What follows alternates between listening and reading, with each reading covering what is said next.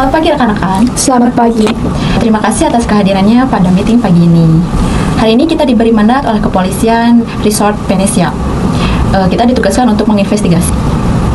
Kasus apa yang akan kita bahas hari ini? Kasusnya yaitu dugaan penyimpangan alat kedokteran MRI CT scan pada RSUD di suatu kabupaten di Venesia. Kita ditugaskan untuk melakukan audit investigasi. Rekan-rekan, sebelumnya kalian sudah pernah tahu kan bahwa sektor pengadaan barang atau jasa ini sangat rentan terhadap korupsi. Betul sekali, sektor pengadaan barang dan jasa pemerintahan merupakan salah satu sektor yang sangat rentan terjadinya fraud atau kecurangan, terutama apabila pengadaan internal tidak berjalan secara optimal. Dalam kasus ini, pengadaan alat MRI CT scan dengan nilai anggaran sekitar 25 miliar menunjukkan adanya indikasi penyimpangan, mulai dari tahap perencanaan hingga serah terima barang. Penyimpangan tersebut diduga terjadinya adanya kepentingan tertentu, lemahnya pengawasan, serta kurangnya akuntabilitas dari pihak-pihak yang terlibat. Akan hal tersebut, kami sebagai tim audit perlu menyelidiki kasus ini secara objektif dan mendalam untuk menilai apakah proses pengadaan telah sesuai dengan ketentuan yang berlaku. Dan itu juga, kami akan mengidentifikasi adanya indikasi penyimpangan serta menganalisis kemungkinan terjadinya fraud pada setiap tahapan pengadaan. Selain itu, pengadaan barang dan jasa pemerintahan diatur dalam Peraturan Presiden Nomor 16 Tahun 2018 yang menerangkan prinsip transparansi, efisiensi, dan juga akuntabilitas. Namun dalam kasus ini, terdapat indikasi bahwa prinsip-prinsip tersebut tidak dijalankan sebagaimana mestinya. Baik, rekan-rekan sudah mendengar tentunya tentang kasus ini. Oke, berikut ini akan bagikan dokumen lengkap dari Kepolisian Resort Venesia. Saya minta rekan-rekan untuk mempelajari kasus tersebut. Kemudian setelah itu kita akan menelaah informasi awal dan membuat laporan program kerja. Lalu hasilnya nanti kita akan tuangkan ke dalam laporan hasil audit investigatif. Saya Inilah Lilia. Saya Buana Nugrah. Saya Halidia. Kami akan memulai investigasinya.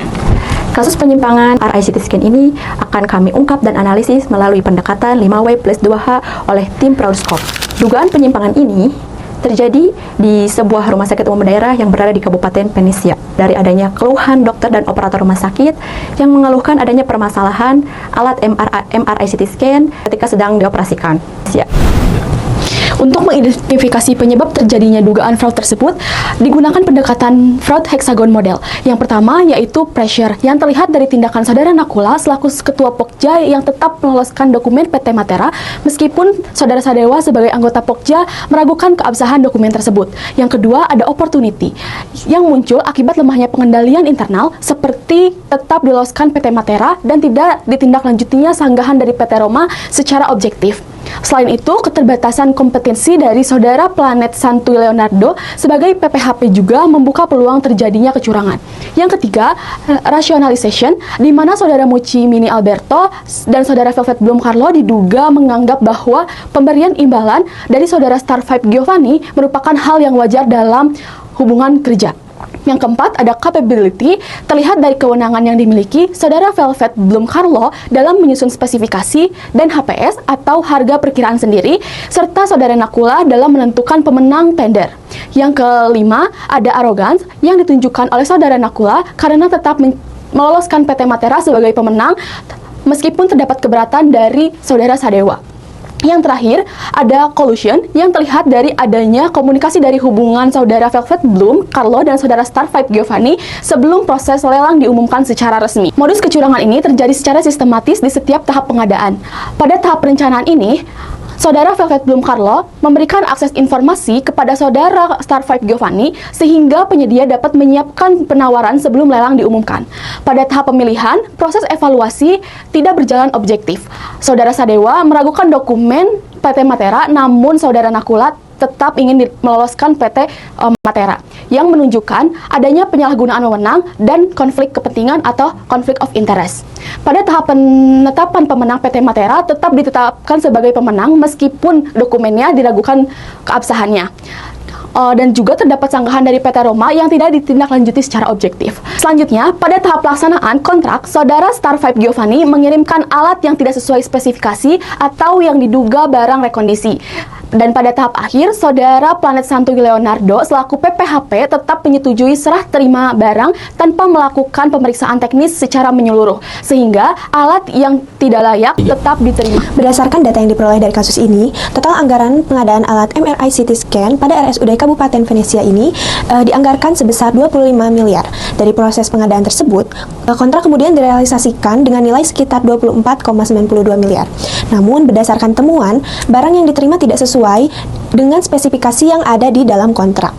Oleh karena itu, terdapat indikasi bahwa nilai yang dikeluarkan tersebut berpotensi menjadi kerugian negara, baik sebagian maupun keseluruhan.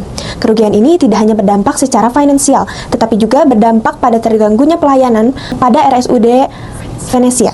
Kami lihat dari hasil analisis tadi, sebenarnya ada beberapa hal yang perlu dilakukan agar kasus seperti ini tidak terulang lagi.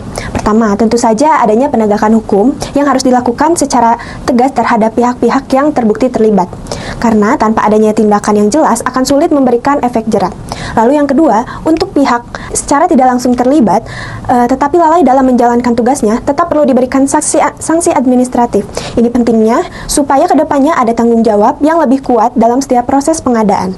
Yang ketiga, kita juga harus melihat bahwa pengendalian internal di sini masih sedikit lemah. Jadi, perlu ada perbaikan terutama pada tahap evaluasi dan serah terima dengan prosedur yang lebih kuat dan lebih ketat pengawasannya serta jelas. Selain itu, transparansi juga harus ditingkatkan, misalkan dengan menggunakan sistem digital sehingga seluruh proses bisa dipantau dan tidak mudah dimanipulasi. Kemudian dari sisi sumber daya manusia, terlihat bahwa di sini Kabupaten Venesia masih ada keterbatasan dalam memahami aspek teknis. Oleh karena itu, peningkatan kompetensi menjadi hal yang sangat penting, khususnya bagi pihak yang melakukan pemeriksaan. Nah, selanjutnya juga ada pemisahan fungsi dan wewenang yang lebih jelas agar tidak terjadi konflik kepentingan maupun peluang kolusi dalam proses pengadaannya. Dan yang terakhir, pengawasan internal juga harus diperkuat. Peran inspektorat atau auditor internal perlu dioptimalkan agar dapat melakukan monitoring secara berkala dan mendeteksi potensi penyimpangan sejak awal. Nah, dapat disimpulkan bahwa kasus ini menunjukkan adanya indikasi fraud yang terjadi secara sistematis dari tahap awal hingga tahap akhir saat serah terima.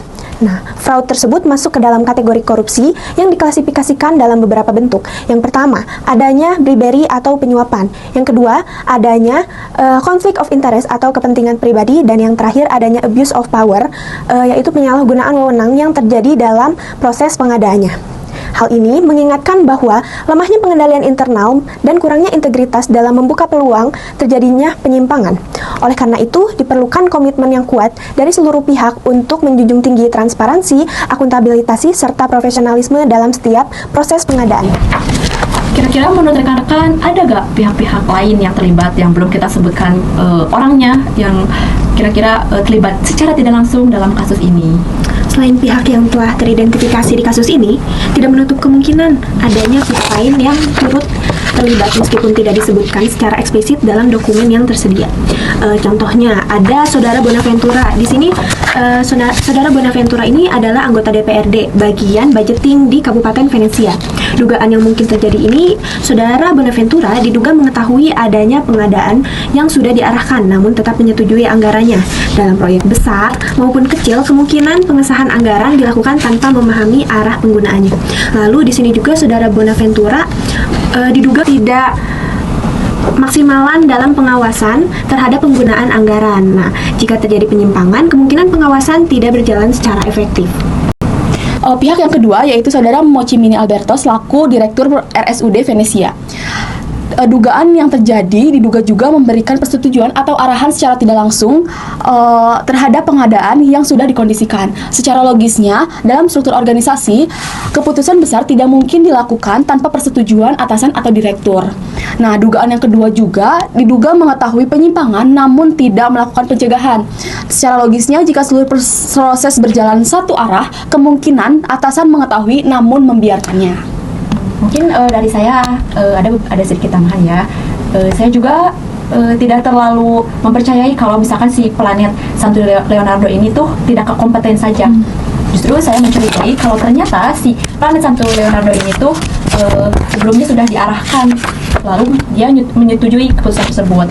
Nah, kalau misalkan sudah diarahkan oleh atasan-atasannya, ya tentu saja dia di tahap akhirnya yang menerima barang itu hanya melakukan formalitas saja, yaitu cuma tanda tangan aja tanpa melakukan pengecekan apakah barang tersebut sudah sesuai secara teknis ataupun belum.